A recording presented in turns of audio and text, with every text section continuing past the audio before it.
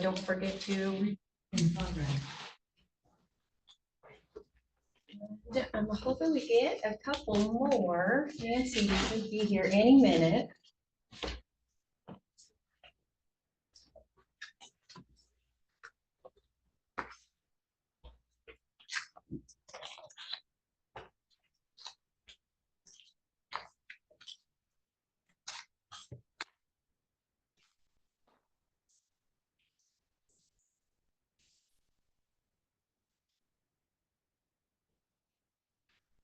All right, those of you who are joining us remotely, hang tight just another moment or two.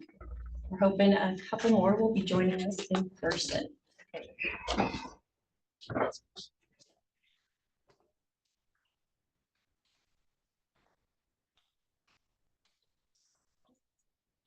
That's right, I'll get it.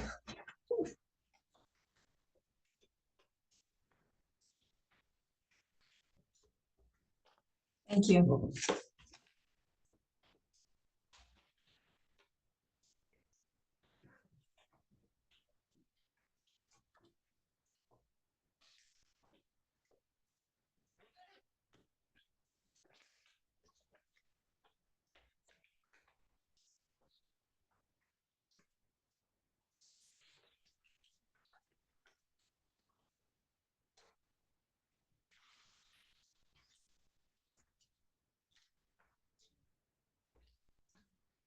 He's not going to be able to make it work out.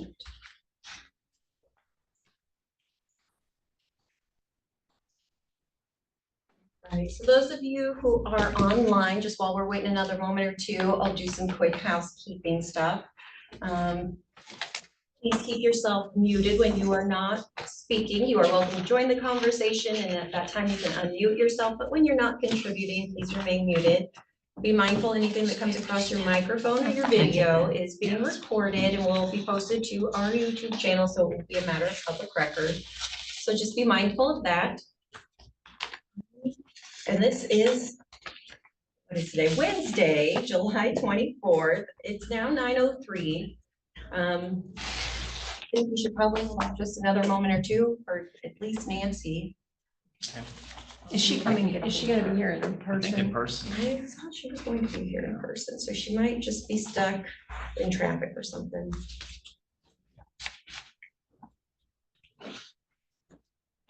Hey, Jamie. Yeah.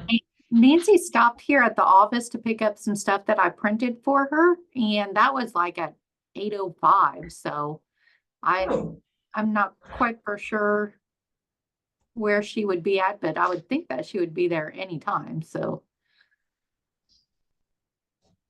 if you guys will excuse me a moment, I'm going to walk upstairs and see if maybe she's hanging out up there.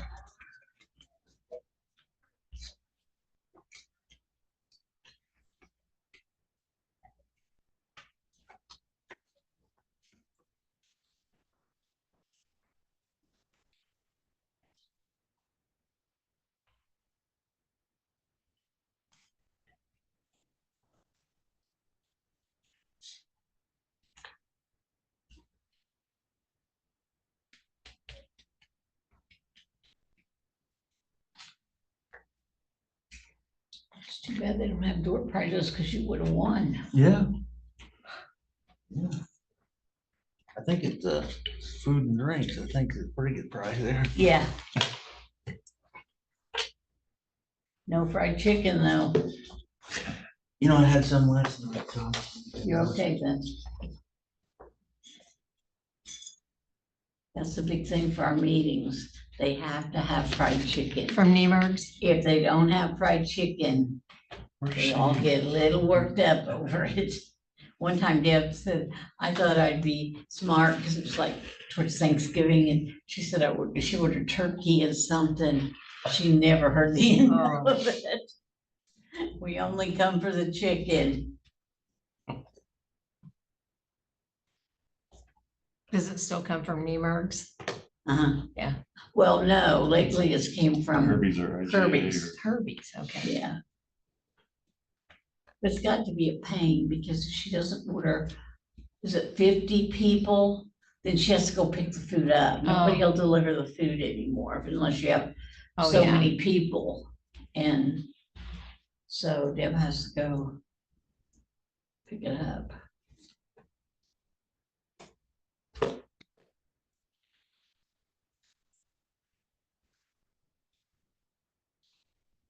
We're going, our middle son's getting married in October, and so I was looking around for rehearsal dinner, places. And they're actually getting married in a winery there in Southern Illinois.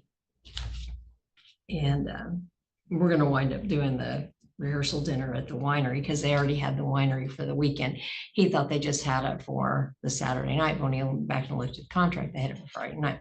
But before that, I started checking out different places. You didn't have 50 or more, everybody has to order off the menu. Oh, no. Really?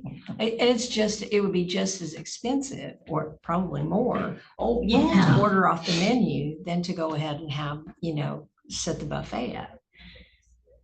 That didn't make any sense. No, does so it? then when my son called and said, Mom, we've already got the venue for Friday night too. I said, well. I thank you found very some much." people. Hello. Great. Good Hey, morning. Good morning. I've been there since 8:30. Sorry, we've been sitting. Oh, my goodness. Have a seat, there's snacks, of course, as well. Guys need some water or tea? I didn't see. Is Mackey's still open? Oh, there's No, food they even. closed. Good grief, They I closed. I thought somebody else told me Well, that. they're open in Harrisburg, but they closed their Marion location, which I'm not really sure That why. used to be a real treat to go to Mackey's. A lot of them are having staffing issues. Yeah, that's what I was gonna say around here. Yeah. They can't find a way to work. One of my favorite little Thai restaurants, they started closing on Tuesdays because they couldn't get anybody to work on Tuesdays. Oh, well, Tuesday is an Asian holiday. Well, it's like our Sunday. But most of them are, American that work. yeah. Like Yeah. a Friday or Of course, no, the Monday. cooks may not have been, I don't know. Well, but- I know we have a really nice Hunan restaurant that has all kinds of different foods, but Hunan and Thai and Mhm. everything. And they're closed on Tuesdays. because Really? it's Well, their- that makes more sense then, their because we're Sunday. like, why did they just randomly pick Tuesday? But that was our day that we used to always go, and then we'd show up one day and there's a sign on the door.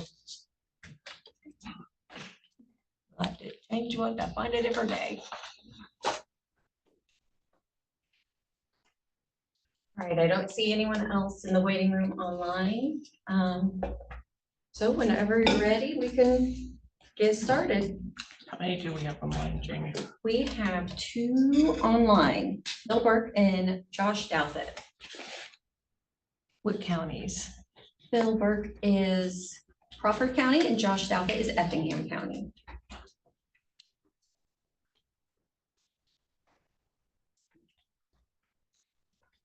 Okay. Thank you.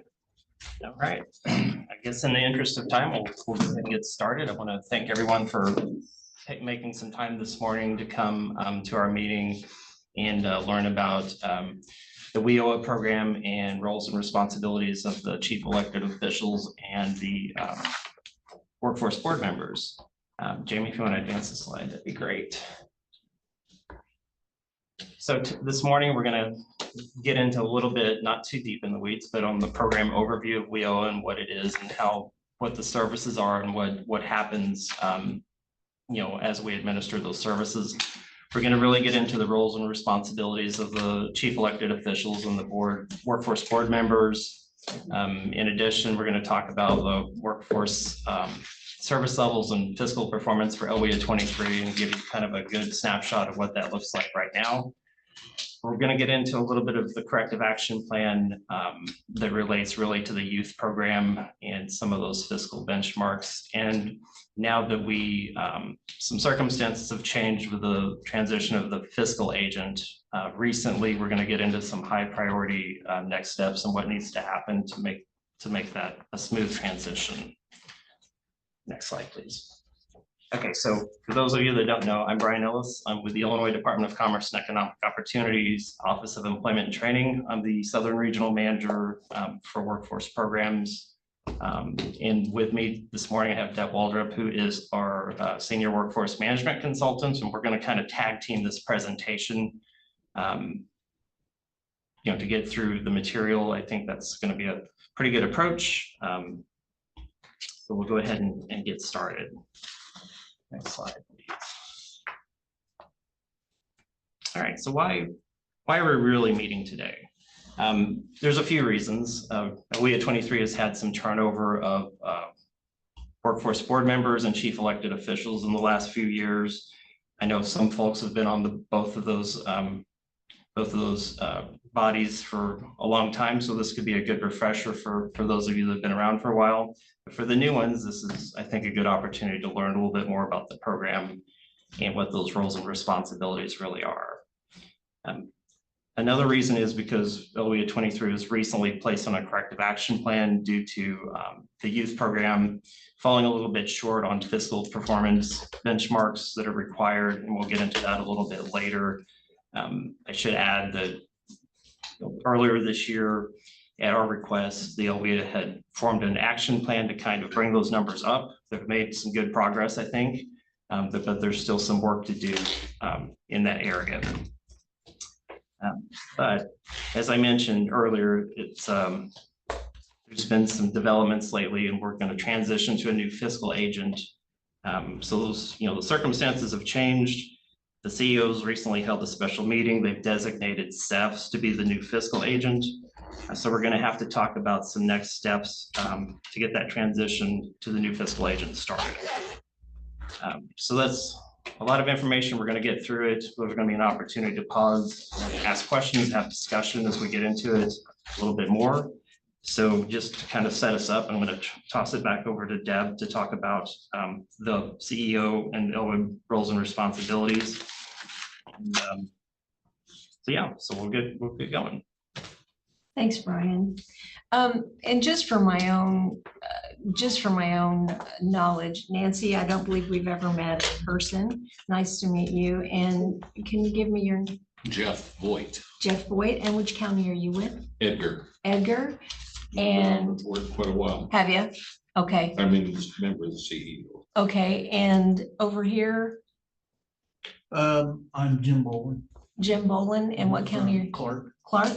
Well, it's nice to meet you all. Thank you all for, and the ones online too. Thank you for being here. The roles that you have as CEOs are important, and I know that you have important business in your counties, and we appreciate you taking your time away from those daily duties to look after this, because we need you, frankly. We need you, the program needs you, and so anyway, we're going to kind of do. So you have been on the board. Nancy, how long have you been on the board? Since 2012. 2012. And how long have you been on this role? Long time? Short time? I'm going to say probably about the same time. Okay. And then the ones online, can you give me an idea how long they've been on? A few years or? No, Bill Burke has been maybe at a year, and Josh Douthit maybe about at a year as well. Okay, so we have a mix. All right. So what we do is we're going to go back and just kind of give you a brief overview of the WIOA program. Some of it'll be a review for you. Others, it might be a little bit more in depth, but it also helps to put things in perspective. So with this one, you see the map of the state of Illinois. There are 102 counties, as y'all are aware, and those 102 counties are divided into 22 local workforce areas. And that's the formula to put those counties, to put those local workforce areas together is written into the law. Somebody took a lot of time to go through all the data to do all that, but they did. And so anyway, you know what counties that comprise your local workforce area. And then each local workforce area has a local workforce board, so an LWIB. And then you all are part of the chief elected officials or the CEO consortium. And then you, as the chief elected officials, you also have the fiscal and programmatic oversight responsibilities along with your board in the area. So some of those go hand in hand. WIA also requires that the state has a board too. So there's another IWIB at the top level too. And they help looking at, you know, the needs of the state and help directing issues for programs and policies and things like that. So I don't know if any of you in this room or online with us have a dual role. Do any of you serve on the LWIB as well? Or, no, I thought I was On the thinking- local workforce board? Yeah, the board, yeah. Yeah. I was thinking it was. So you have a business as well and you, good. Okay, so that's good. So you have a foot in both areas. Correct. That's, I always like to see that we have some participation there. If you go ahead, next slide, please. So some of you may have seen this slide before, but this is how the WIA program works is in Illinois. You start it comes to the governor appoints a work of the Illinois Workforce Innovation Board, the IWIB, and then from the IWIB, from the governor, then we have each one of the 4 state agencies that are core partners. And from each one of those state agencies, WIA, they have a representative or 2. I'm not sure how many comprise it now, but they have representatives from each one of those agencies that comprise the state interagency work group. And the work group is theoretically anyway, supposed to help look at, resolve issues surrounding, you know, the participation of the state agencies. On their left-hand side, you see we've got 22 local workforce areas, local workforce boards, and Title I administrators. Then you go over to the right-hand side, and you see we have 39, I don't think that's changed, 39 community college districts, 48 colleges, and 38 or 80 adult ed providers in the state of Illinois. And that's actually something to be proud of, because not every state can tout that they have that much activity with their community colleges. Next slide, please. And this is a reminder of how everything flows again, you know, from the top down. So the federal government issues the regulations, the Tegels and TENS, those are the regulatory documents that come out. Then from those, once those are issued, the state reviews those and they review our state policy, and then they either update or issue additional state policies.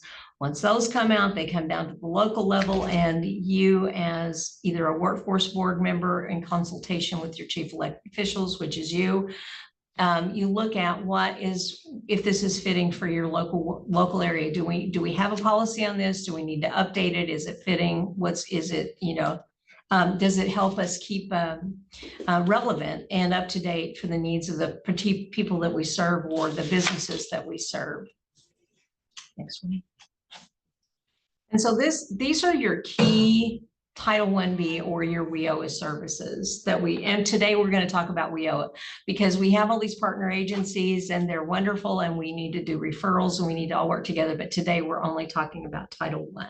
So we have an overview here of the training that we can provide for individuals. And that's why it's so necessary. These right here, these key Title I services are why we need to have vibrant and viable service delivery system in all of our workforce areas.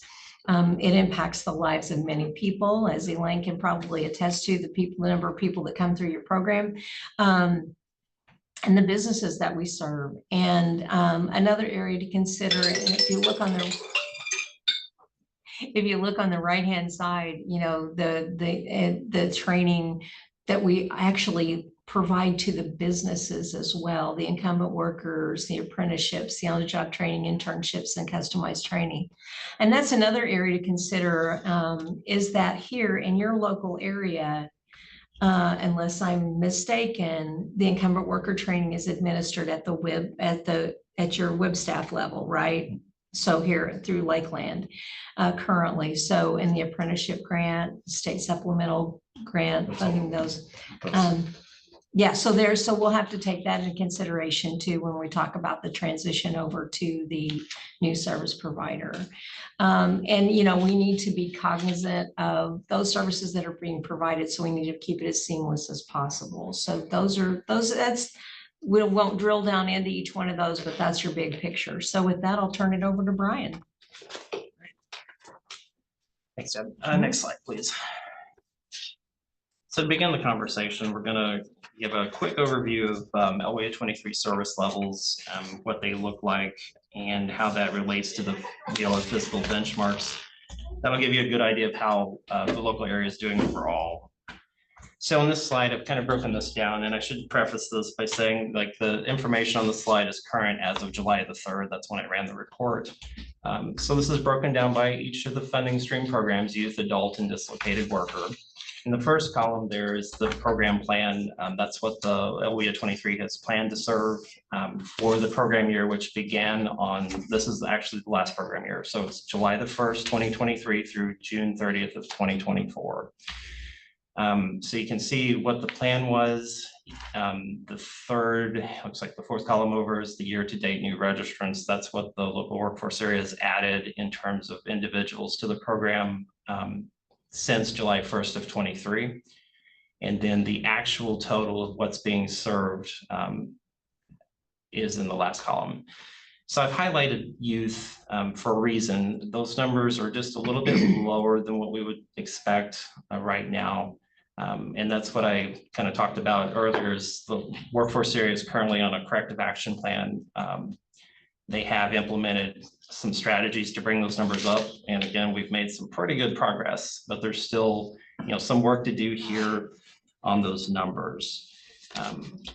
Next slide, please. Some of the key statistics, that first bullet point, you'll see the grants that the workforce area has right now. There's a 2023, what we call a formula grant. That's what serves your adults, dislocated workers, and youth in that grant. And that's what's left in it. When I checked it, I think this data is current as of May 30th. We're a little bit behind on the reporting at DCEO. But this is really just a snapshot. So these numbers, they're not exact today, but that's the most recent data that I've got. So that was about a little bit over $1 million is left in that grant. The 2024 formula grant is about 2.6 million. The workforce area also came in for a special rapid response grant due to some significant layoffs in, I believe it was Effingham. And to serve those folks, that's about 673,000. So that's, you can kind of see the portfolio there. In addition to that, there is a state funded supplemental grant that LWIA 23 was allocated to be a little over $203,000. That's to do serve individuals, businesses, special workforce projects, and things like that. I don't know if you're familiar, but LWIA 23 also had a similar grant last year and had some pretty good success with that as well. There is, in addition to that, a grant that's focused specifically on apprenticeships that it helps fund staff to serve as an apprenticeship navigator, which that's what Devin is here. To help develop apprenticeship programs with businesses, to work with them one-on-one, to really flush that out, what their needs are in terms of training and building that talent pipeline. So there's some money there.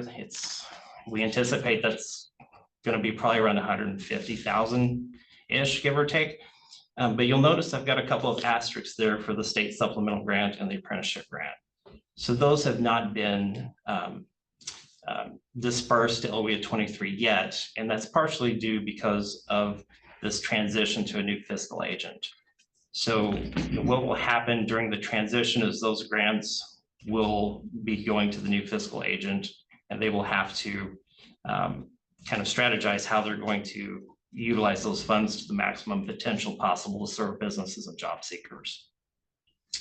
Can I ask a question? Sure. Does any of the other agencies or the LWIAs in the 22, do they struggle with youth as well, or do they struggle with adult participation, or are we kind of average, but we're below, what's the dynamics of that? I'm gonna say, I mean, there are probably a handful of local workforce areas throughout the state that have challenges from time to time in the different programs.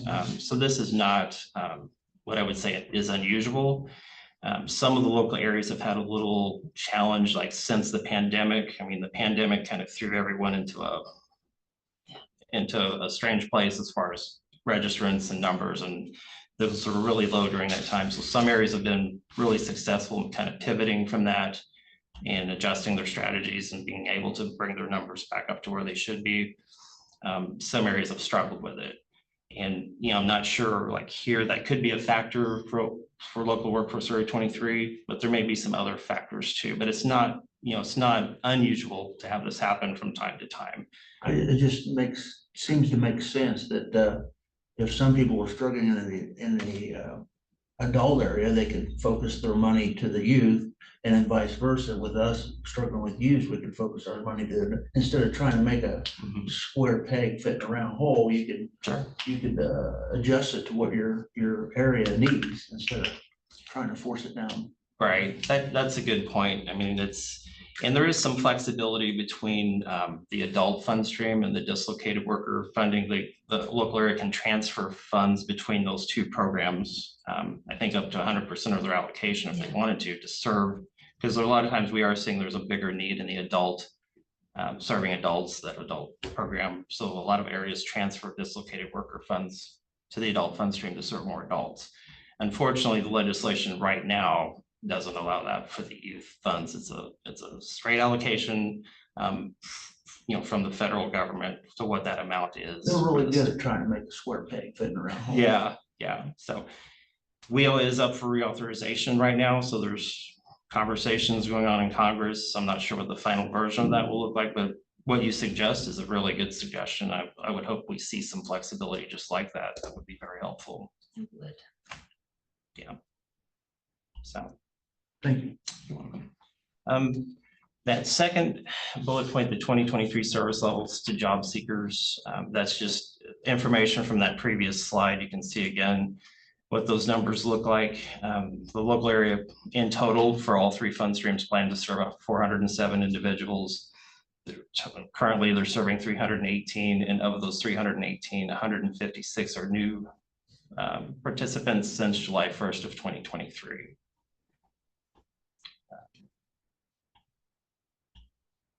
So you can see, the next couple of slides, we're going to go into the fiscal performance benchmarks, and you'll see how the youth numbers are a little bit low and how that's impacting the fiscal performance. And I should say, again, at DCEO's request, the LWIA 23 developed an action plan to bring those numbers up.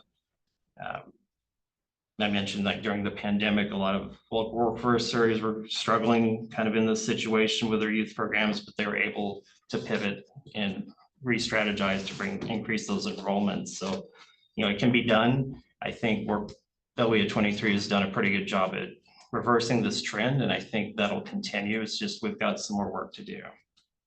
But this is, where you as chief elected officials and even like the workforce board kind of come in and have a role to play as well, because you all are engaged in your communities. Your constituents, the businesses there, what their needs are, and it's an opportunity to really maybe develop some awareness of the WIA programming to help assist those folks when they need it. Really kind of like program ambassadors, if you will. So I mean, these services are available to your businesses and constituents to help them. Next slide. Just so you know, I let in Debbie Smith from Marion County. Great. This slide or the next one, sorry. This one. Left side. Yes, I came in late. I'm sorry. This is Debbie Smith. Welcome, Debbie, thank you. Welcome, Debbie. Thanks for joining us. So what are the You're WIA fiscal welcome. requirements? What we've got in terms of what those are is 100% of the PY23 grant that I showed on the previous slide. That has to be obligated by June 30th of 2024. 80% of the PY24 grant needs to be obligated by June 30th of 25. Those are pretty critical. LWIA 23 is doing well on those two benchmarks. You might ask, like, what happens if the local area doesn't hit the benchmarks for obligations there, particularly that 80%. If that should happen, the workforce area's funding allocation could be reallocated to another workforce area that could use those funds. So that's pretty important to track, as chief elected officials and board members. So you always want to keep your eye on that. I'm sure the reports come out to you all during your quarterly meetings, so you kind of have a good idea of what's happening with those benchmarks. Another benchmark is, half or 50% of the total annual expenditures have to be focused on training job seekers, particularly in the adult and dislocated worker fund programs. The two I have highlighted in yellow are where we're struggling a little bit here. So 50% of the youth funds have to be spent for out of school youth, and those are older youth up to age 24. They could be high school dropouts, not enrolled in any kind of school, and that's where the focus of the legislation really is. And finally, 20% of the total youth funds, that includes in school and out of school youth, has to be spent on some kind of work-based training, like paid work experience, internships, things like that, to give them that real world experience. Like, many of these youth haven't had a first job. This incentivizes employers, to kind of give them a chance and give them that first job, give them that work experience so they can be successful in the workforce. Next slide, please. Okay. So this data, again, is a little bit dated. This is from May the 30th, or the DCEO's latest financial reporting. And right now, this is where Workforce Area 23 is sitting. So for that direct training rate, that's your adults and dislocated workers, 50% or more of those funds have to be spent on that. So we're sitting at, just over 51%, which is good. For the youth work-based learning, here's where we're struggling, because remember, those numbers have to be at 20% or more, and we're sitting for the 22 grant a little bit over 8%. For the 23 grant, a little bit over 13%.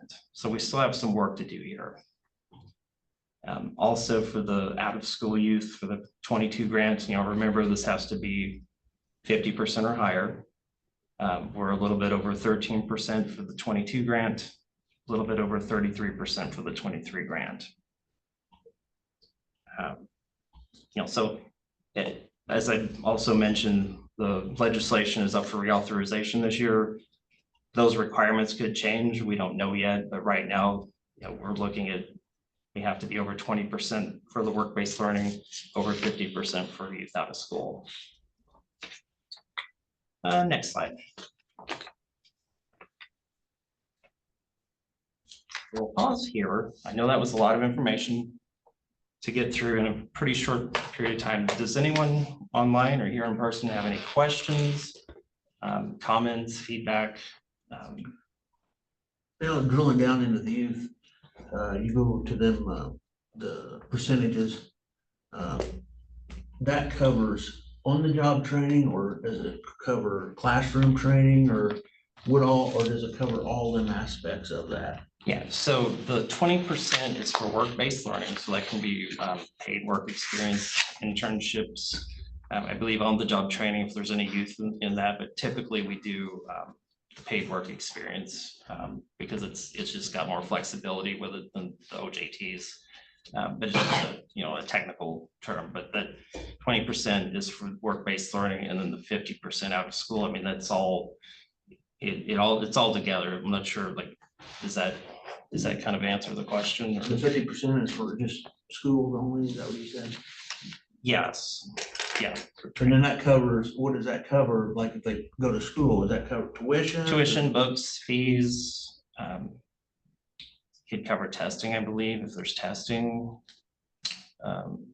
supportive services, right? Just trying to, maybe like most all of it, yeah. And then 20% covers, when you say training, does that cover their fuel to go to work, or what does all that cover? The 20% is for the wages like that are paid to the youth when they're in a paid work experience with an employer. So, 20% of the funding from the youth program has to be dedicated specifically to that, to the work-based learning. The 50% and all the other things, I mean, that could be fuel for their transportation, depending on what the local area's supportive service policy is. Supplies for school, I mean, flash drives or, laptops, cell phones. I mean, depending on what the local policy says and what we pay for here, because they differ a little bit across the 22 workforce areas.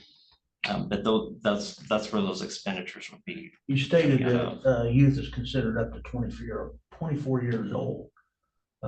So what about if they have child or childcare or anything like that? Does it cover that too, or what's? Yeah, depending on the local supportive service policy, and I think Elaine's nodding her head yes, so I think we do cover that here, yes. Yeah. I thought, I was pretty sure of all that, but I'm just trying to make it clear in my head. Yeah, good questions. Good question. Yeah, that's appreciate. Well, those that's questions. another reason why you need to be evaluating your policies, your training policies, your supportive service policies. That supportive services includes your transportation reimbursement and childcare reimbursement to make sure that it's benefiting, and helping to make the participants successful, because it's kind of hard.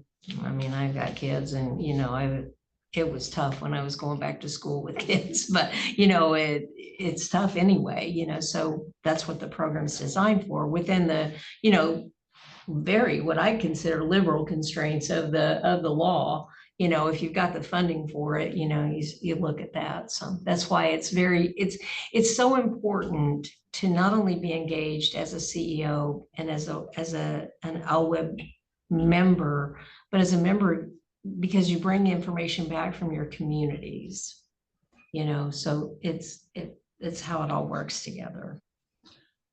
On the left column, several slides back. Yes, right there.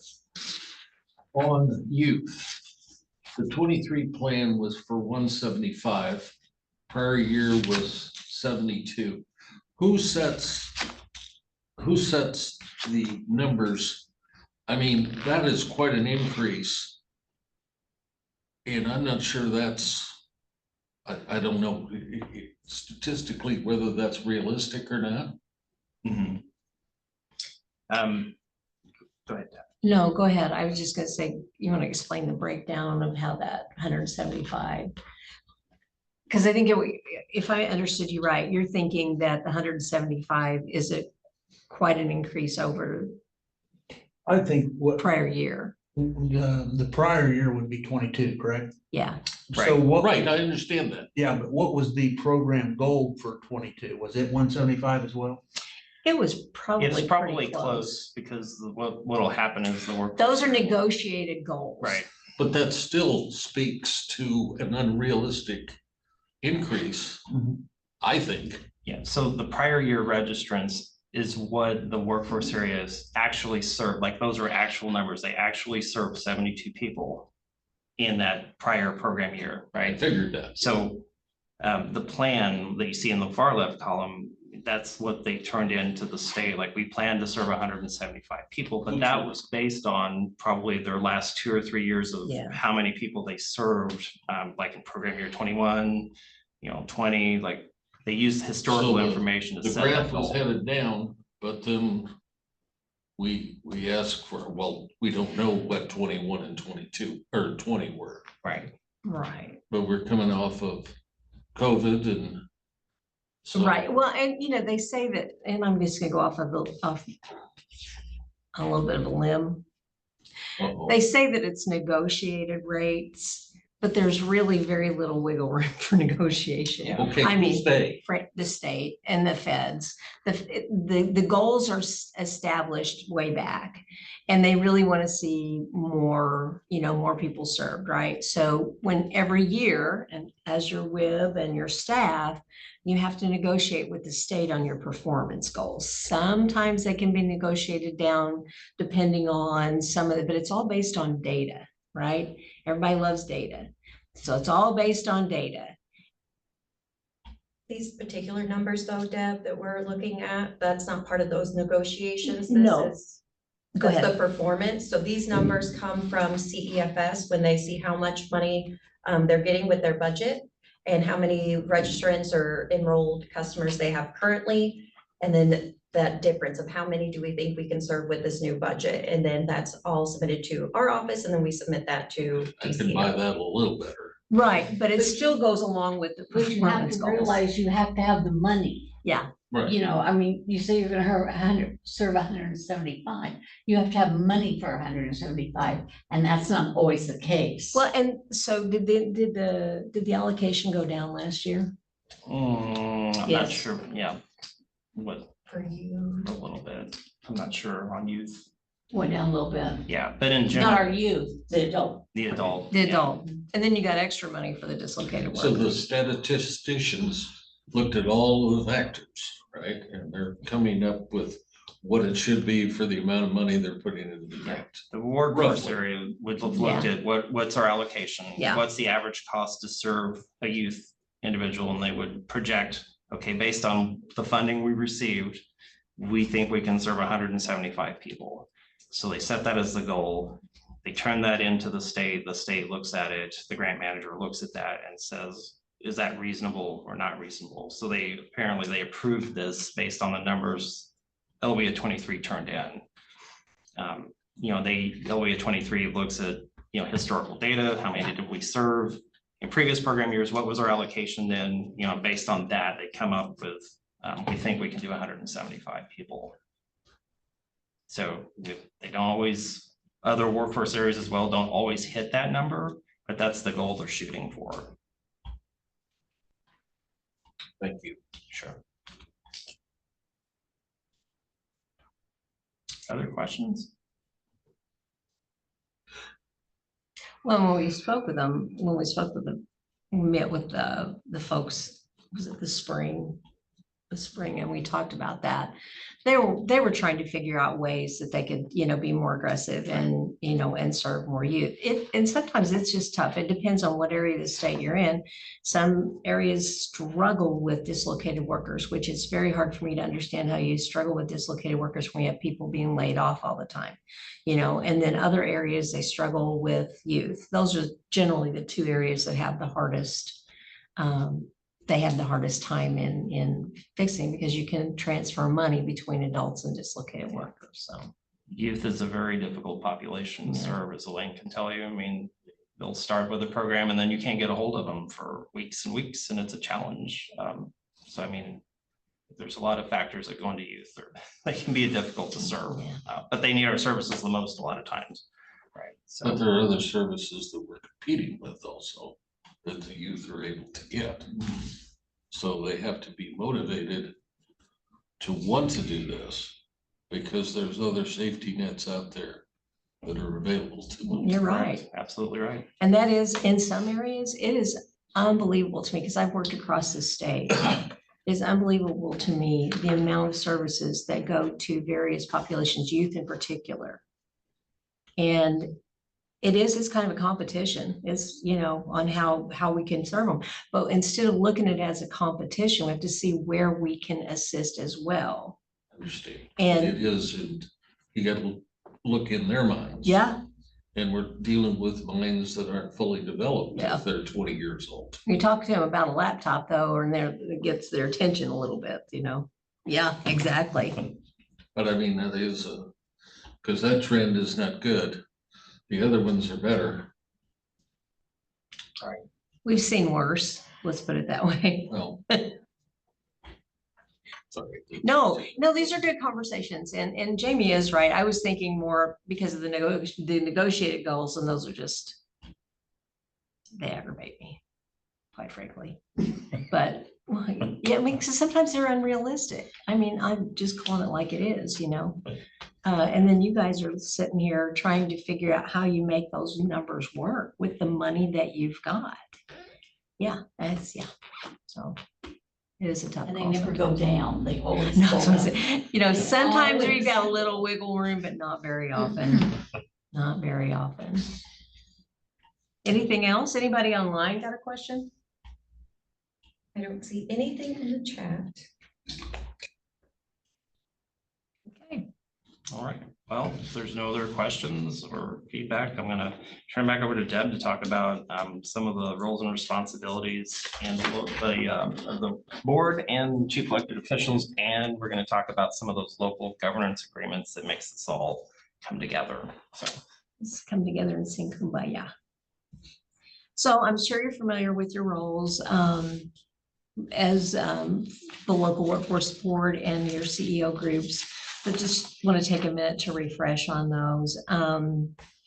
As Brian mentioned a minute ago, you are an ambassador of the programs, a workforce ambassador, if you will, for your areas, programs, and services. So you don't have to know what Elaine does in, you know, what a case manager does, what it takes to make them, you know, fully eligible, but knowing what the program can do for individuals, you can make those referrals to whatever service provider it might be. So if you're in your local workforce area, you can do that. You make and so they may say, well, we're already getting services from whatever program, that's fine, but they still need to go see our workforce program because there may be a way that they can work together, whether it's a youth, whether it's an adult, or whether it's a dislocated worker. The staff can't do it all on their own. So this is another area where you guys come into play and you can help you can help with them so they can carry out the responsibilities that they have as well, making sure that the programs and services to the businesses and individuals are fulfilled. And this slide gives you some of the more overarching tasks. But the end goal really is to serve our businesses and individuals. And these are some of the areas that we have responsibilities for. Ultimately, we want to make sure people have meaningful and gainful employment and employment opportunities. And, you know, this goes hand in hand with working with our partners as well. Next slide, please. So here we're going to drill down just a little bit more in the areas of financial performance and oversight. Know that the fiscal and performance benchmarks, which we've already talked about a little bit, you need to know what they are and what it takes to meet them. On performance, it's not just the numbers, as we kind of discussed a minute ago, it's not just the numbers that report, but it's the general health of the programs and the services here in your local workforce area. So focusing on results and what you as a workforce ambassador can do to help meet the goals and outcomes. Think about how that helps translate into your daily, you know, goings around your counties and your communities. And for compliance, I'm sure you're all aware of monitoring that occurs. The state gets monitored by the feds. You know, the state monitors local workforce areas. We have special grant monitoring. We have internal monitoring, and well, you guys get that. But we're going to also need another internal I don't know when the last internal monitoring was done here, but that's something is particular concern that we need to make sure we stay on top of, because that helps you get ahead of, or at least not get behind the curveball. Next slide, please.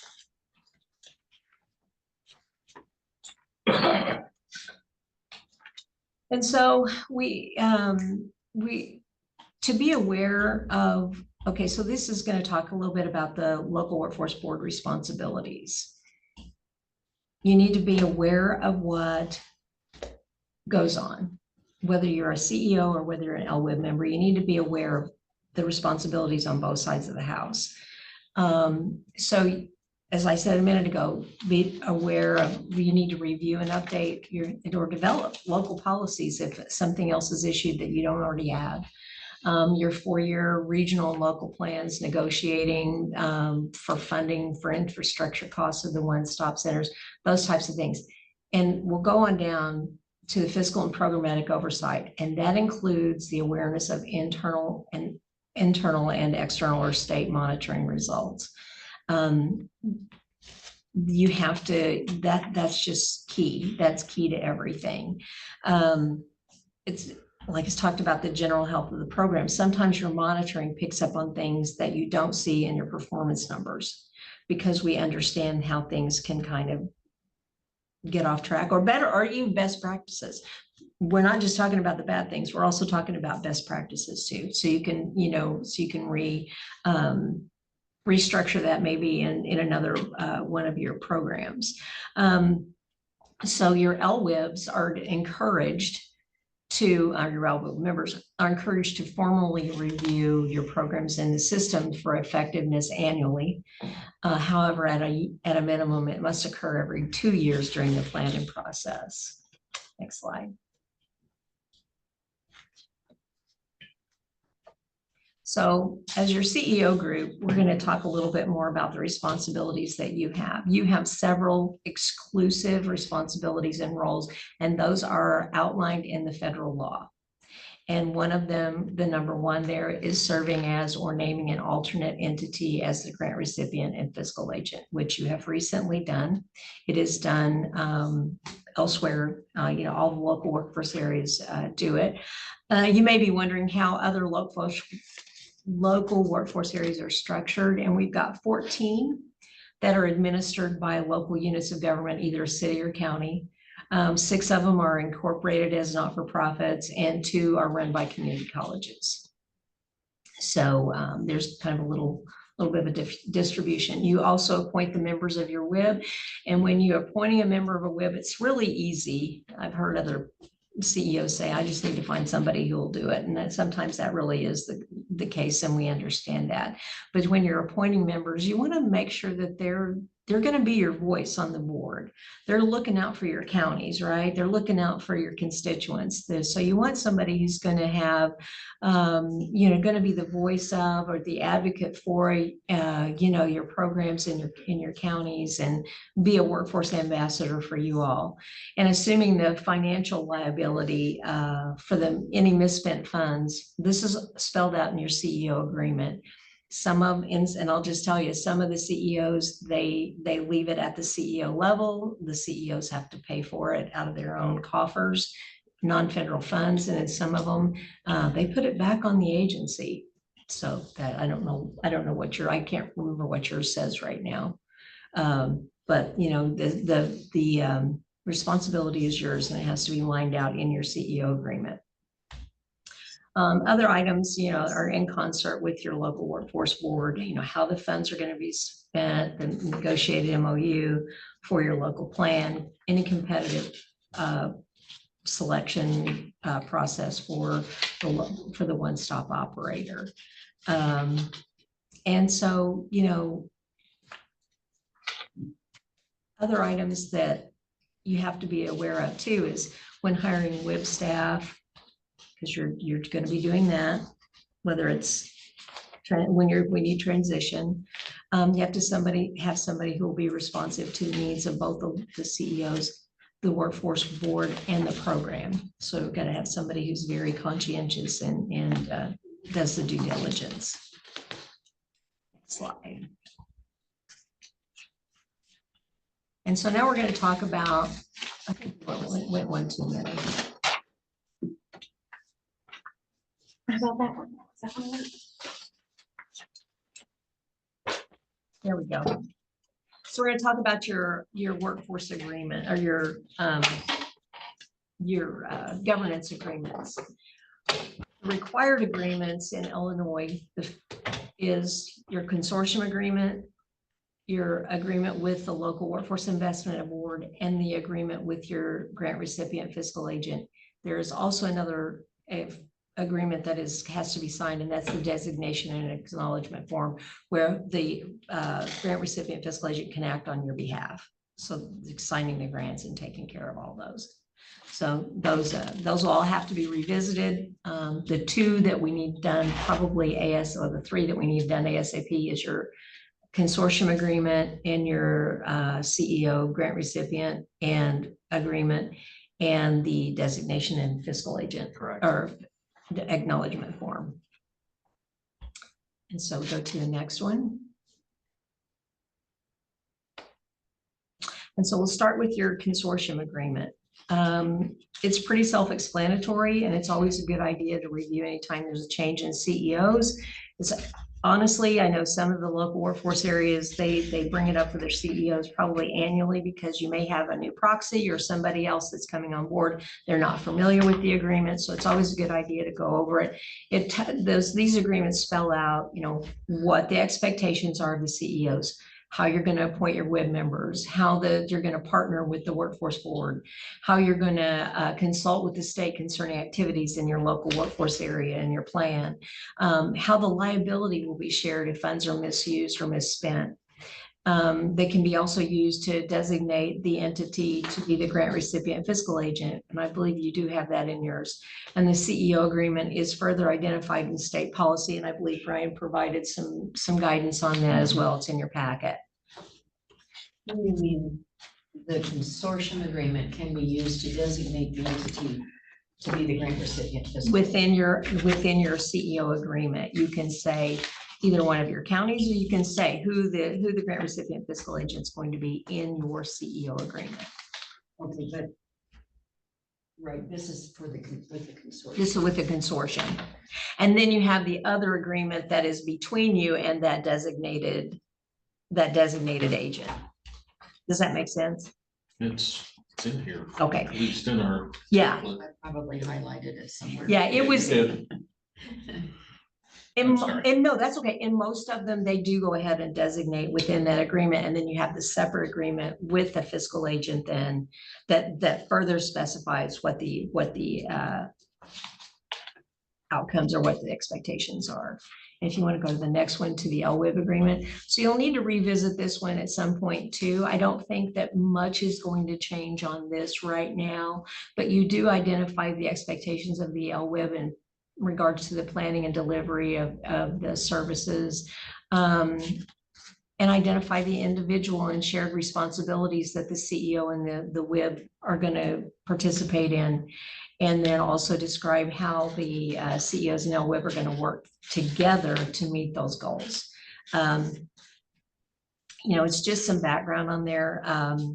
You should probably have some new appointments. Jamie's gone, but you probably do have some new appointments. Usually it's like, what is it? A third of the board transitions out in October. So, and sometimes they're reappointed sometimes, but anyway, you may have some new appointments coming up this fall. So you may want to look at that agreement to see what you need to do. You can also, develop the budget for, the board hiring staff, and, the LWIA can be a part or should be a part of the job, developing the job description.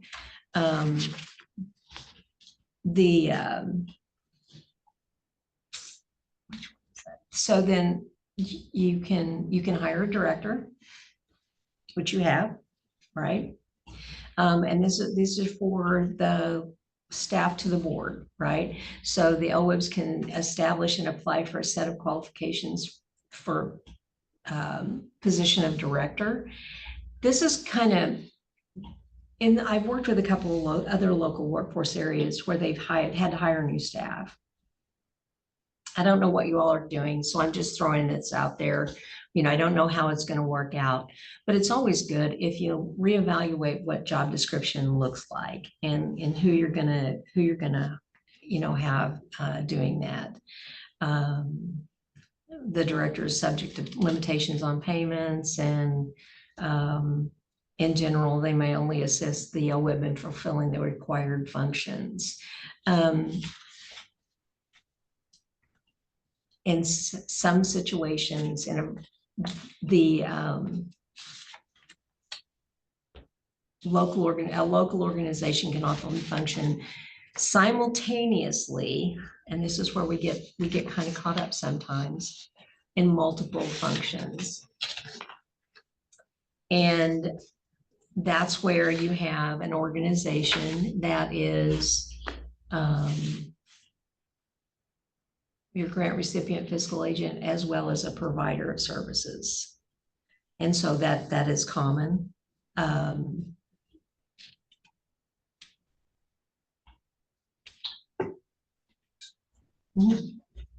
But anyway, these are just some things that you need to consider, when moving forward. Next slide, please. So as we talked about the CEO grant recipient fiscal agent agreement, this is one that's going to need to be reviewed, updated, and executed soon. As the CEOs, this is the entity that you have appointed to act as your fiscal agent. And you should review the agreement regularly to make sure everyone is on the same page, that the CEO, that the agreement needs to be, it actually needs to be done pretty quickly. There's a couple of differences in the boilerplate language. The one that is the signed version and a version that we had previously. And it's a difference in the language that applies to separation of duties and conflict of interest. I don't know how that happened. I have an older version that was unsigned. And so when I saw the new one, I saw that the difference, the discrepancy. And if you wouldn't care to advance to the next slide, we've got that on there. So this language was omitted from the current version that you have. The boilerplate language, I believe the boilerplate language, it's not exactly like this. It's an editable document, but this was in there previously. I did not see a signed copy that had this in there. The only copy that I had was the one that was signed in 2019. Yeah, so this was taken out. So when you review this new agreement, you will want to, I think you need to have that in there. If not this language, something that shows, because it is on the state's boilerplate, to show that we have a separation of duties. And that's what you're going to want. If you have one entity that is providing all your services, you need to have a separation of duties and a conflict of interest statement.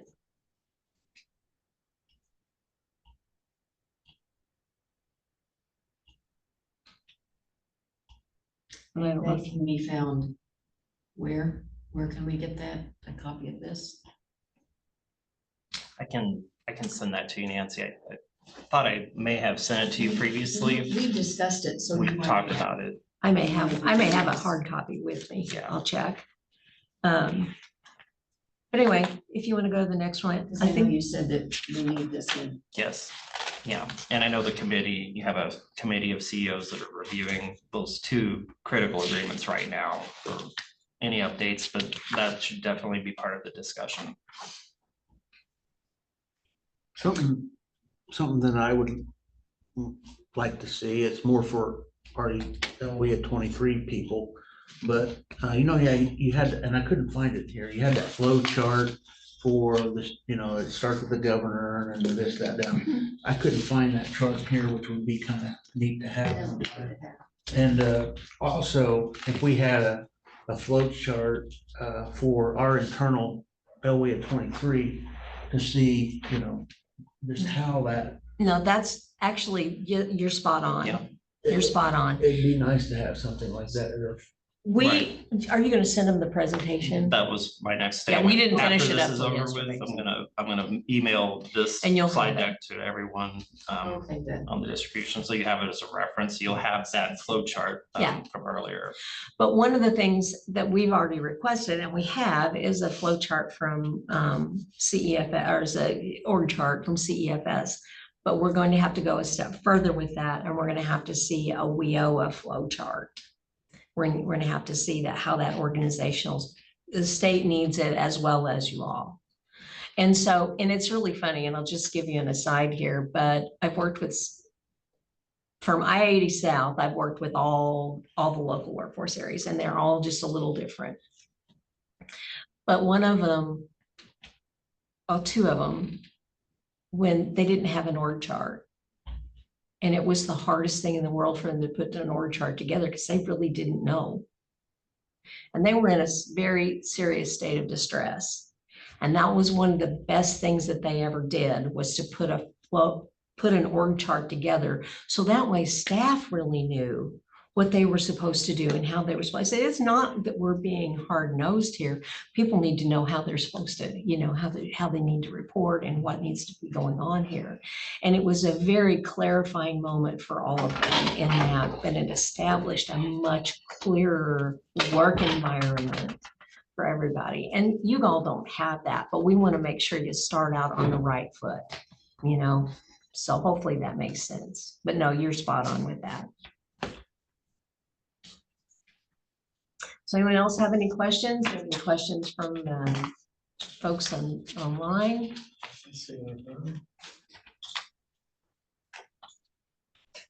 And I'm sorry, I have a sty on my eye that is just, I feel like if I'm not reading well, I'm not.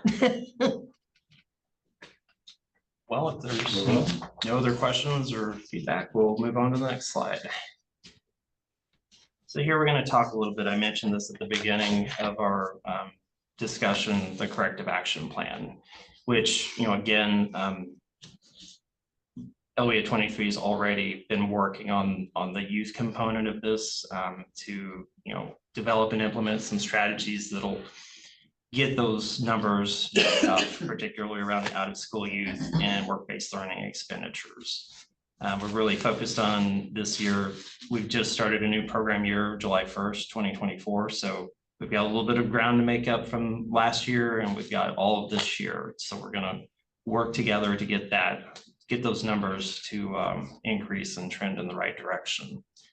Another piece of this now, particularly because of the transition that is happening, we're going to take a look at, and Deb talked about this in the last couple of slides, take a look at the program personnel and the staffing requirements and how that, you know, is related to the oversight of the grant recipient fiscal agent and the local workforce board support activities. So there's going to be, you know, some staffing up for the new entity, the new grant recipient is going to have to consider to help administer the program.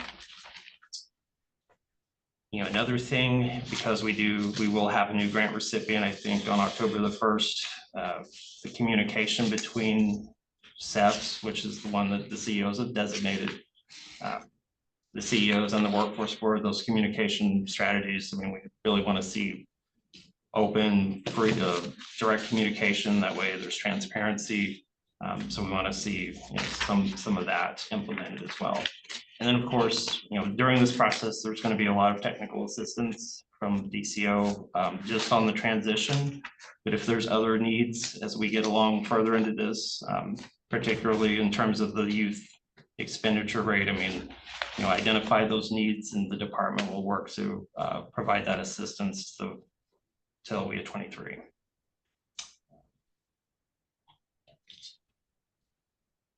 Next slide, please. So what are the next steps? Right now, we're at the very beginning of the transition. We're going to be working pretty closely with the chief elected officials, Lakeland College and CEFs in particular, to implement this transition plan. That's really something that Lakeland College and CEFs will have to come to the table and talk through, you know, a lot of those logistics. And then, you know, DCEOs are going to need or expect regular updates on the progress of that transition. That way we can kind of stay on top of it and assist, you know, provide assistance if it's needed. If we run into hiccups along the way, we can help try to mediate those issues. The department is going to come in at some point and do an initial pre-award review of the new fiscal agent CEFs to make sure that it has the administrative capacity to really carry out the programming. So they'll do a pretty in-depth review of certain, you know, things they look at on the fiscal side of the house, particularly just to make sure we've got a good viable entity that can administer the programs. So when you do that and you check all the lists, then the CEO board, the CEOs can take that to the bank basically, because you guys have approved it, so, I mean, is there any reason for us to overshadow that? You think, am I making sense? I think so. I mean, it's something that the department, we do that with any new grantee to make sure, there's assurances and controls and things in place that safeguard the funds, because these are federal funds. So we want to make sure, that whoever the entity is, I mean, they have that capacity, and they check all the lists on the fiscal side, that they follow the OMB circulars and all the federal regulations around the grants and things like that. So if you guys give it a green light, we should feel comfortable. We should. Okay. Yeah. Well, and with that, you would recognize that during a transition, there can be any hiccups regardless of who it is, right? And so that's why the technical assistance will continue from DCEO to make sure, try to keep those at a minimum, and make sure that, we're here to answer any questions. And if we don't, we'll figure it out, we'll help it out. Or the fiscal folks will too. But yeah, that pre-award survey is, I haven't seen one recently, but they used to be pretty in-depth, so. Yeah. Because we're in a transition, I mean, the highest priority for us is to make sure, services to those constituents, the job seekers, the businesses, those continue uninterrupted through the transition. And, that's a big part of this entire process. So we're looking at that in the red font on the slide. Deb mentioned these governance agreements. These are the 3 things that will need to be updated and executed as soon as possible. We would like to see these by September the 1st, so we have plenty of time, to review them and make sure we've got everything, all the T's crossed, the I's dotted. So we're going to ask for September the 1st. Have you started looking at any of your agreements yet? Oh, you just happen to have a copy? The only one that I haven't gotten yet is the acknowledgement. The acknowledgement. It's just a form, Well, but it has to be signed off by everyone. But this is we've got to still work on it. Right, oh yeah. Correct. But 2 of our committees members are gone this week. so Yes. Kind of delayed. And I thought I might have a copy of that other agreement with that language in there with me, but I guess when I looked at it, I laid it down and didn't put it back in my folder, so. We'll email it to you. I can email that again, make sure we have that. You had stepped out of the room. There's some language that needs to be reviewed for your new agreement. It hadn't been, it was which one? for your CEO. The CEO grant Elected recipient. Yeah, the official CEO grant recipient. Yeah. Yeah, there was some language that was written into one that was not, I didn't have a signed copy of it. We couldn't find a signed copy of it. And the new one that is signed, that language was left out, and that's on the separation of duties and the conflict of interest. And that's in here. You'll get a copy of this presentation. Okay. And then we'll also send a copy of that document to Nancy. Okay, yeah, You final can- documents haven't been signed though. yet. No, Okay, when you said signed, I was confused. no, I mean the current one, the current one you have What in we have place, with the right? university or the college. Yeah, and so, I know it's a lot of time, and there's 13 of you all, and this is not the first time I've been up here. I don't know how, you guys only been here 12 years. That's 8 years, Long- 10 years for me. yeah. long time ago I was here. This is the 2nd or 3rd transition I've been through with y'all. And so I understand that, we got 13, used to have 14, CEOs, and it's hard to get everybody together, but it is important work, and we do appreciate your time, because we're serving our families and friends and, making sure that everybody has what they need. So we want to help you however we can. Well, I think one of the issues that both Jamie and I have, well, Jamie has struggled with since she's been on, and maybe before that, the directors before that, but I have experienced this now, getting hold of CEOs and getting them to respond. Well, let me just tell you, That's not uncommon. I, not too long ago, was working with an area up north. I can't tell you, there were like 3 or 4, I want to say there were, I can't remember now, 8 maybe CEOs, and 3 of them had no email. They had a home phone, no cell. And you could call and leave a message, because I did this, you could call and leave a message with either the circuit clerk or the county clerk, whichever one you could get a hold of, and they go try to run them down. So I can appreciate seriously what y'all go through, and y'all have busy lives. I mean, you got your own life to go through, you know, in addition to this, but you know, this is, you know, they didn't ask us. The federal government said this is the way it's going to be. Other than the good work that this does to begin It with, does. there's a heck of a responsibility in There here, and a is. vested interest. There is. Because this could hit a county in the face if they're not out protecting our people that we serve, but also the economic. And that's why I'm so thankful that you pointed that out, because it really is the truth. You know, I can't tell you how many times I've had a board member, well, back it up, a few years ago, I worked with the board and we went through much the same as what we're going through right here. And I had board members, multiple of them, come up to me afterwards and say, I have been on this board for years and I had no idea what I was supposed to be doing. Really? You know, and same thing with CEOs. I said, well, you know, I just signed whatever. No, these are your people. These are your people. These are your businesses that can be impacted by this. And it can have a lot of good stuff come out of it. You know, back in the day, we used to interview customers when we would do our monitoring, and the youth, when I would interview them, it would just, that's what kept me going with these programs, was when I actually talked to the people in the businesses that have been impacted by the services. That's what kept me involved, because I thought it does so much good work. And it is important. And I know sometimes I've been in many meetings with the chief elected officials where you didn't get off work or out of your own meetings till 7 o'clock at night. And that's when our meetings started, and they went till midnight. Yeah, been there. And it's tiring. It's very, and then you look at the responsibility that comes with it, you know, and Or the possible penalty yeah, if you don't oversee this correctly. Yep. Then your taxpayers are going to ask you what the heck you've been doing. that's happened too. Not here. Well, Yeah, that but I mean, happened. it's written right in the agreement here. Sure it is. Sure it is. Nancy, I was thinking it was Eastern before Lakeland, right?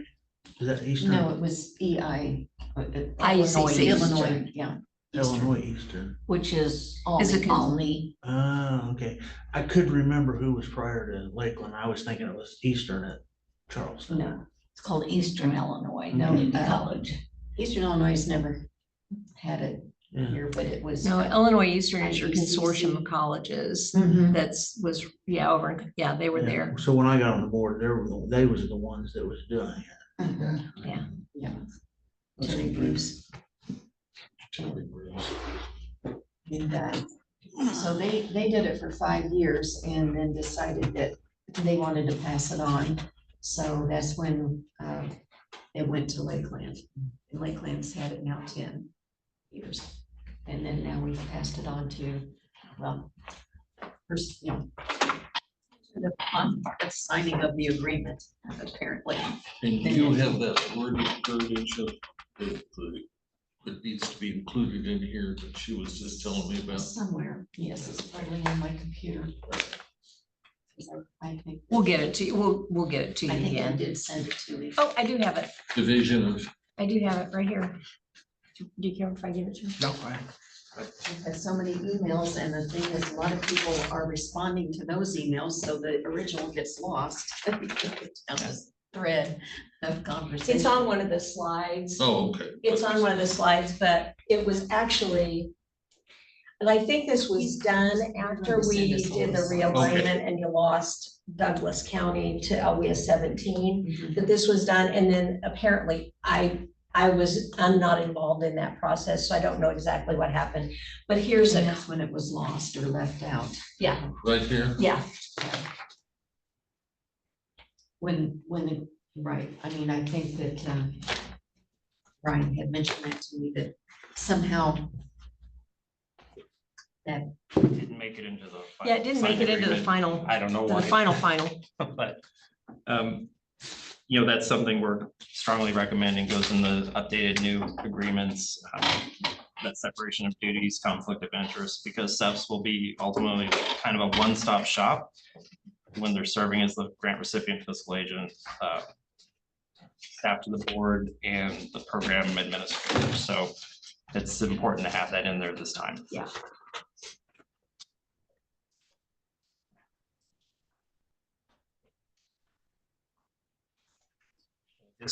Just to finish this slide up, I mean, we talked about this earlier, the corrective action plan on the youth expenditures. And, during the transition, we alluded to this as well, an updated organization chart for SEFs. So they have provisions in there to help administer the WIA program, which we'll be working pretty closely with them to get that implemented as soon as possible.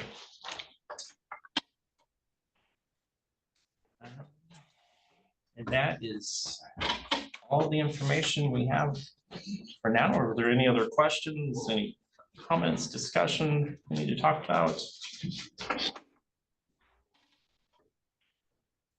glad you're here to hold our hand. Well, have you all had any discussions about your agreements or what you're gonna do moving forward yet? Have you had any outside of the meeting where you made the decision? Well, a lot of emails have gone back and forth and Jeff and I talked quite a bit, but then we have the other two who wanted to be on, who were going to be on the committee there. They wanted, I was hoping to meet today, this afternoon. Gotcha. Since we were going to be here anyway, but they're at conferences this week, or one's at conference, maybe one's on vacation. But so it's summer, it's been kind of hard to try. Oh, it is. This is timeline because the way it was set up at the meeting to decide a new fiscal agent, they wanted, and I guess this would be logical, to get an agreement in place before and signed by both of us before we actually officially name SEFs as the fiscal agent. So that's what we're trying to work on, is the agreement. I've asked everybody to look at them individually, get back with us, email or phone calls, and see what do you think needs to be changed, where you're concerned about some issues. And Brian's been very good about getting templates to us, and I've called him a zillion times, and he's always so nice to me, and none of my questions are stupid, apparently. You No, don't even no, know. I have no idea about absolutely them. not. And time is of the essence. So if you can convey that to your colleagues. That's what kind of just. Yeah. wanted to put my nails Well, down the okay, so I'll blackboard. just give you, I've done this several times over the years. We generally say it takes 6 months. Now, How we got a 60-day agreement, I well, do not understand. well, I don't know how you got that either, but generally when we say in 6 months to transition, that's generally when we're transitioning the programmatic side of it as well. So you have to go through the whole, as one of our former colleagues used to say, the nut roll. I know I'm talking about, but you just have to go through the process of reviewing every 100% of the files, moving everything, being sure that they're intact and ready to go. I mean, it's very, very in-depth. This is too, but the good thing, in my opinion, is, and you can say whatever you want to, but the good thing is that the programmatic side is solid. So we don't have, but administratively, the grants, because we're not transferring it at the end of the fiscal year or at the beginning of a fiscal year. Usually we say June 30th work back, so we start in January. So everything's ready to flip over July 1 when the new fiscal year starts, right?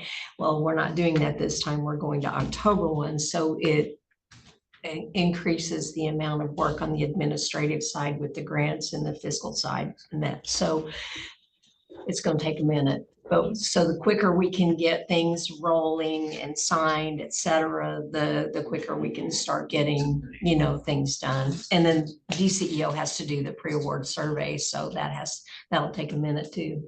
Right.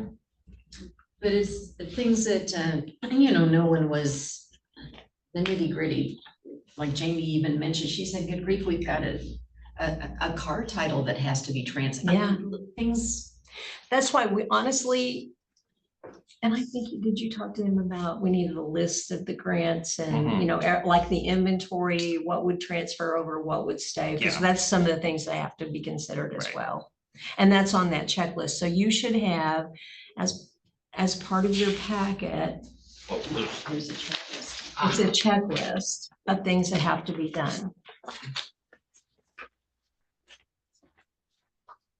So these are the main items that we're going to be focused on, but I'm sure there's more things that will come up as we get into the process. This was kind of a starting point. Really. Right.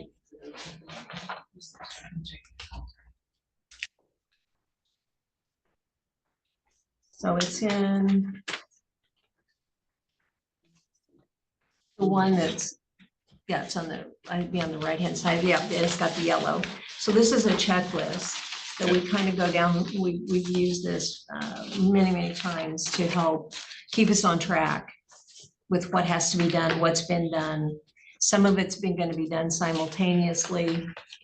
Some of it's, you know, like the fiscal management pre-award survey, you're going to see.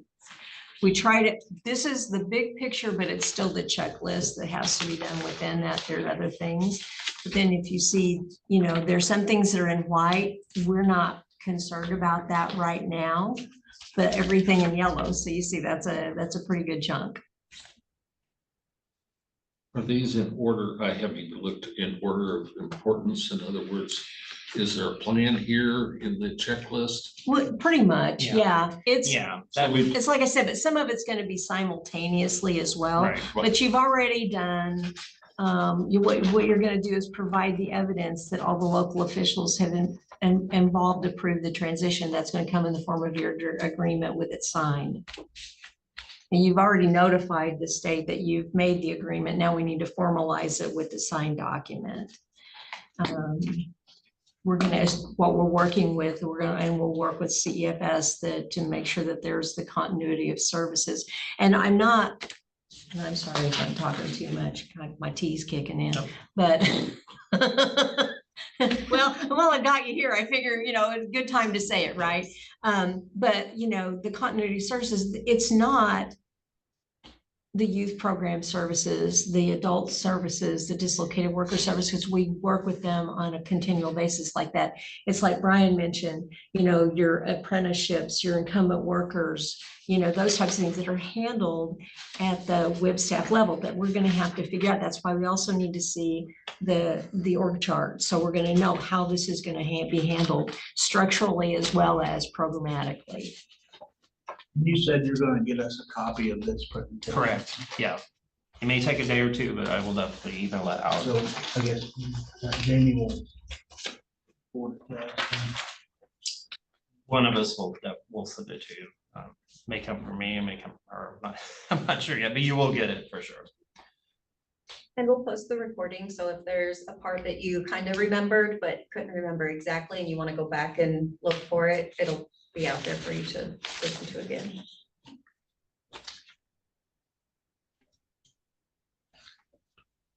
Do you have that checklist too, Jamie? I do. Okay, good deal. I stepped out just a moment ago, and that was for a meeting with leadership at Lakeland regarding the checklist and us getting everything in order to be able to transfer over to CEFS. So we are meeting weekly internally with leadership at Lakeland on Wednesdays. And then, so the Tuesday, the day before, meeting with Brian, and then going forward with CEFS to get all of those little things like the car title, like the the website domain, like the contracts and stuff, get all of that organized and ready to move over as smoothly as possible. But the 3 deals that were listed up there, the 3 agreements, we've got to get done. That's, ASAP. right, that's an immediate Yeah. step. So all of this other stuff has something to hang on. Correct.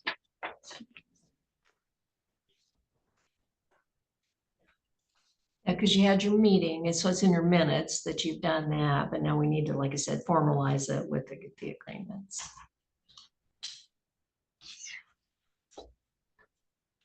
Hang in there. Yeah, Through it all the time. Just different- different name. is the same, only different? Yeah. Same game. Sometime I'd like somebody to clue me in about what happened to Tony when he disembarked. He moved to private industry. Oh, did he? That's what you're saying, and you're sticking to it? That's what he told me. No, it is. It was just all of a sudden, I just didn't know what happened. And Brian went ahead, and at the last page of this is going to be some resources that you can refer to. So once you get the presentation, you'll have The that list of links, right. resources. Those are, Right. I think, basically state policies that speak to a lot of what we just covered Yeah. in the presentation. If you're really interested and really want to dig in deeper, those are going to be provided. So If you want to read the act, as my husband always says, if you can't sleep at night, get out your your owner's manual for your vehicle. That'll put you right to sleep. Well, There's other rooms you can put that into. yeah. Yeah. Whatever's A convenient. final audit, I noticed that has to be done at some point. Mhm. Won't that give everybody a fairly good bulk of information on some of this other stuff that needs to, in other words, the finances is the finance, and they're gonna be checking out. yeah, I think that's on the current Mhm. fiscal agent, that side. Our department at Lakeland is undergoing an intense audit right now as we speak. For our stuff, Yes. okay. There's audits every year, every 5 years, we get like a more intense one, I believe, and this is our year for the in-depth, Intense. lots of questions. By an outside party, of course. Right.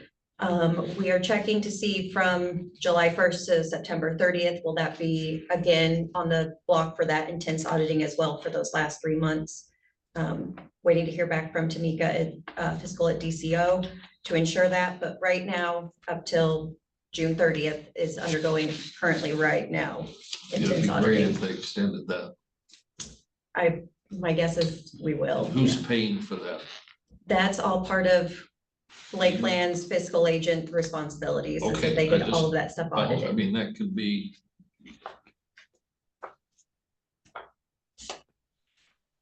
It's part of what they have to do Yeah, it's- as a. well, community no, but I mean, anyway. sometimes some of those expenses are shared, or I don't know.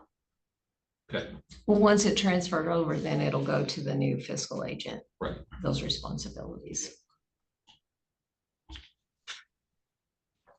So it's, there's just a lot, and there's, it's like I said, I mean, some of it, you go down this checklist, some of it's, boom, boom, boom, some of it's gonna happen simultaneously. so what do Just we kind of the do way it with is.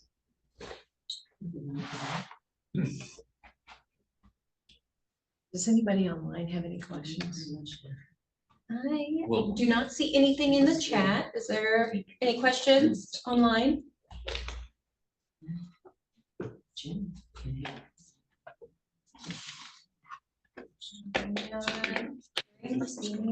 Any questions? Pretty quiet. A lot to take in. Yeah, it is a lot to take in. And that's, Here, you might as well take it. we're gonna be here this afternoon as well, and we're available for if anybody else has any questions later, and we'll be back. And my card should be in your packet there. So if you have any questions, Yeah. feel free to reach out to me personally, and so in the one that you worked up the template, you didn't put in that paragraph. No, that was a general template that's, it's in the state's policy manual. So I mean, there's. But if you look at the template though, there's a section For for, it, for yeah, it. there's a placeholder there for it, and it just depends Yeah. on the situation and the workforce, Right. or how that's worded. So we don't really like get into that specifically, but Yeah, some of them go in great detail and But you like the template? Or is it, it covers the basics, yeah. so we need to look at it and see if there's anything that. We were finished unless you have other questions or. No.